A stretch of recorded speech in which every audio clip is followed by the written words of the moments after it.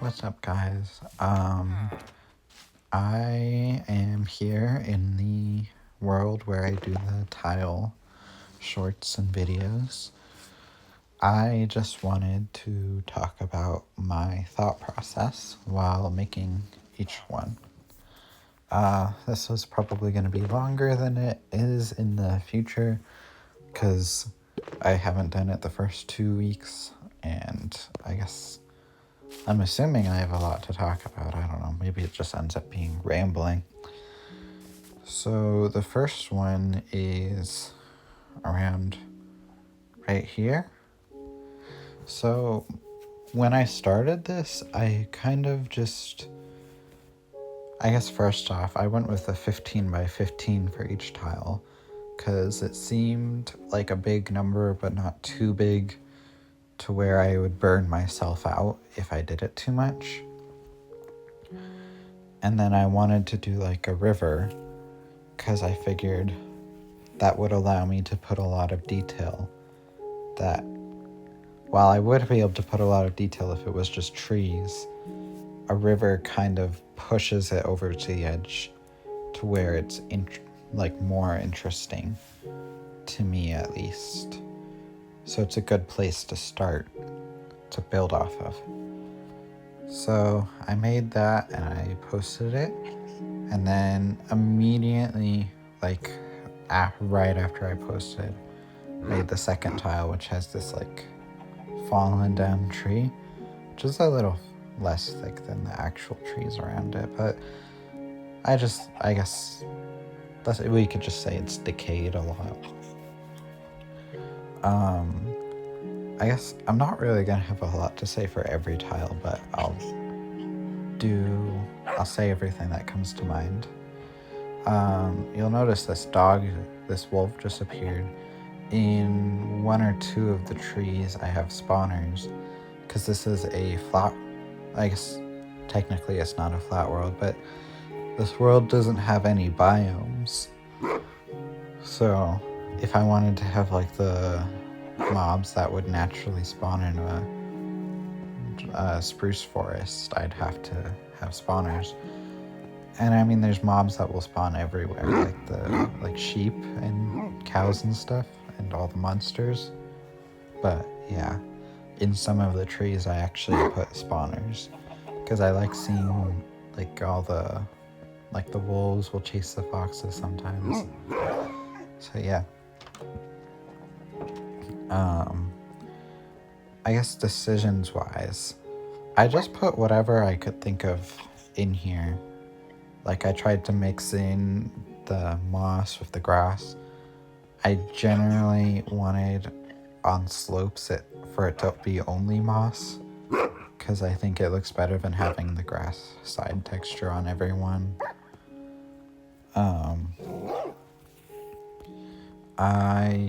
When it came to random stuff like rocks, I just put them whenever I felt like an area looked too empty.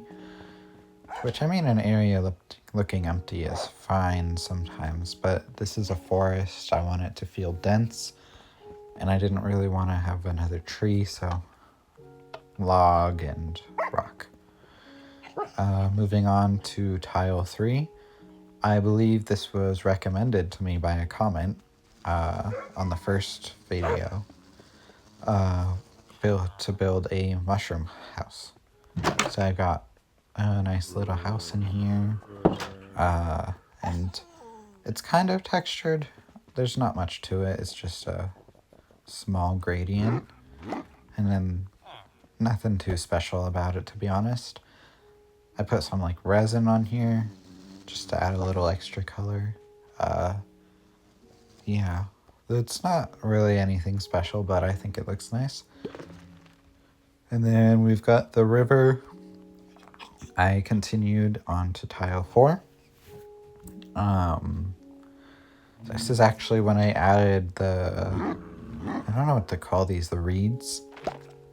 The river didn't actually have these before, but I added them when I got to tile 4 on both tiles. I guess that kind of shows like my policy, whatever you want to call it, on adding things after the fact. As long as I think it makes it look better, I think it's okay. Yeah. So you might like notice that I change things. You probably won't notice, but every once in a while there will be something different. So tile 5 is kind of back here. This is the first one which I kind of think was not really special in any way. Like, it's just trees. I'm gonna break that. It kind of made me like think about what the kind of build palette for this area is. I guess it's kind of large, but you will start to notice like there's only certain flowers. I kind of tried to make it so there isn't a lot of berry bushes for this exact reason.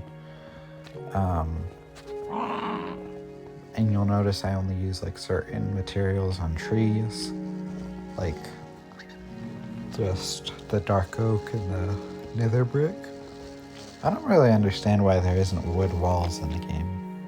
That seems like I know there's fences, but fences are thinner and they're better used in other places. I feel like there should be walls. So, around here is tile number 6. It's harder to tell up here. I have a system for telling underneath, but yeah. Again, this one isn't really anything special. I believe the fox spawner is in tile 5.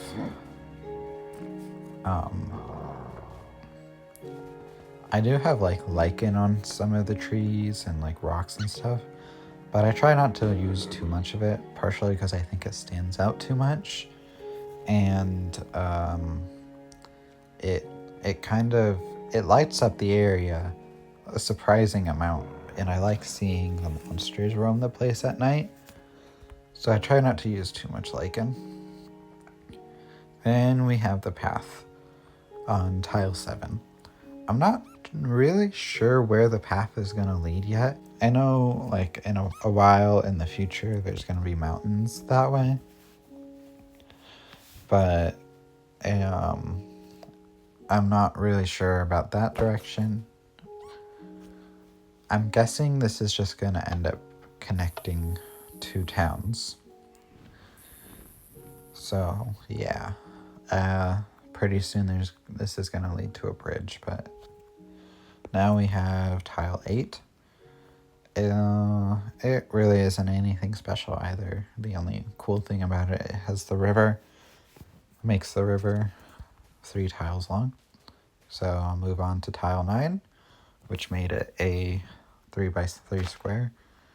Again, you'll notice I only really use like the purple flowers, the alliums. I've like kind of grown to dislike all the flowers that bone meal produces. Like, I like that it does that, that's useful, but I don't like how it looks really. I think it's kind of messy. So I just bone meal and then break all the flowers and place some alliums, because I think the touch of purple adds a little to the color scheme. I'm sure someone who actually understands color theory would be able to explain that, but that's not me, so. And then 10 back here. Again, it's not super special. I think this has the tallest trees in all of the area though, but it is also kind of lifted, so there might be taller. At this point, I kind of realized, okay, I need to limit how tall the trees can be. Otherwise, they're gonna grow to be hundreds of blocks tall. So, yeah. Then we have 11. I kind of got bored, so I decided, let's add a cave.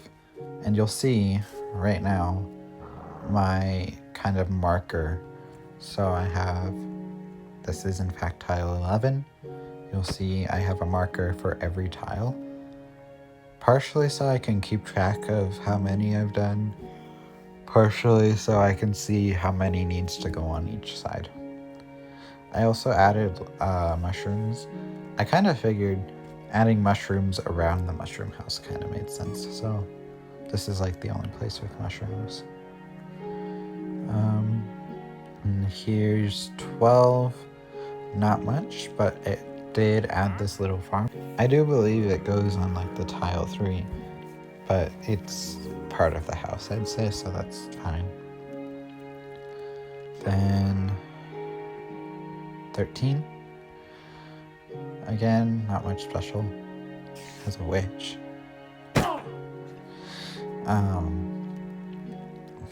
And then 14 added this other farm. Carrots, potatoes. Villager guy has something to eat. By the way, this guy's only died once. Like, I kind of figured villagers die all the time. So I kind of figured I'd have to just keep replacing him. Or even have like a spawner.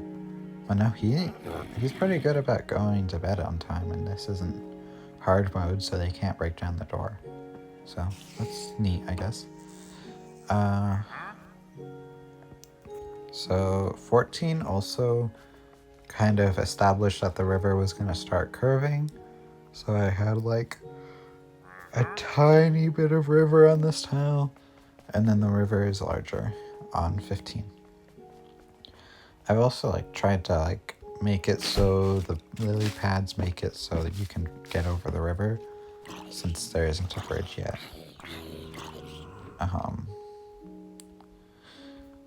So 16 is like right here.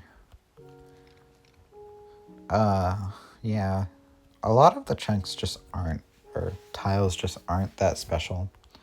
I guess something I forgot to mention is once we got to a 9x9, I decided once you get like tiles surrounding a tile, I'm just gonna make it so that tile goes down 15.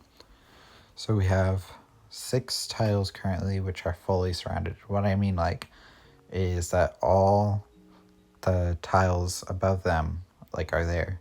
So you'll see, for like example, this one, this tile, the corner tile, this tile, the next corner tile, and then you have all those.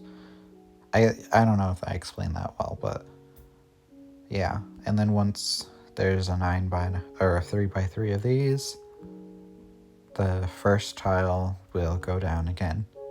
And I'm gonna keep doing that until bedrock.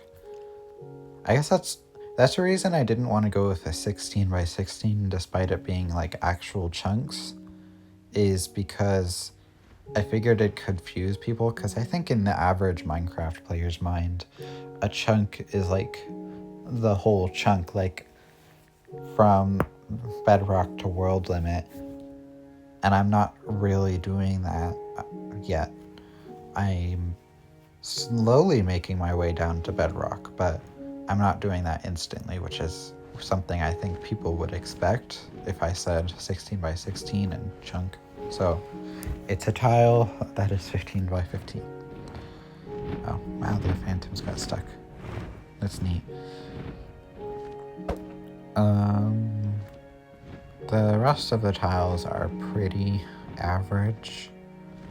From 17, 18, 19, and then 20. Finally, continues the path. Oh, actually, I guess 19 is kind of interesting because it continued a cave that was started earlier. So we've actually kind of got a kind of deep cave. Oh, this is commands which do the torch thing, by the way. If anyone's interested, I could link my tutorial on this in the description. But yeah, that's a pretty neat cave. I think you can kind of tell when I had to like stitch together places because it gets like steep or narrow. But yeah. So yeah, and then 20, the path is continued. I think it's looking great so far. I think this world so far doesn't have a whole lot of man-made elements, and I'm excited to get to building like towns and stuff, but I think that's going to be a while. And then I was kind of thinking for a while, it's weird to have like a mushroom house, but no other just mushrooms in the woods, so I built one next to the path. And then finally, tile 21 really isn't all that special, but it's here. That's why we're here. I'm pretty excited for the next week because we're gonna continue the path.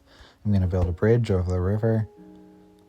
I guess there's not much for the tiles, like the rest of the tiles on this side. It's just gonna be forest, but I'm excited anyway, and I can't wait to see you there. Make sure to like and subscribe if you liked the video, and I guess I'll see you next week.